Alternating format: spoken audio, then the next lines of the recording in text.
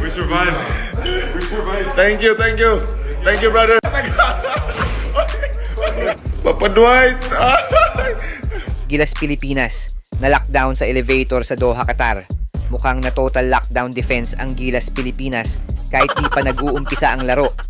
Pero kidding aside, makikita nga sa in-upload na video ni Calvin Oftana na isang buong team ng Gilas ang na-lockdown sa elevator at maririnig pa nga ang Gilas members na nagbibiruan matapos mangyari ang insidente.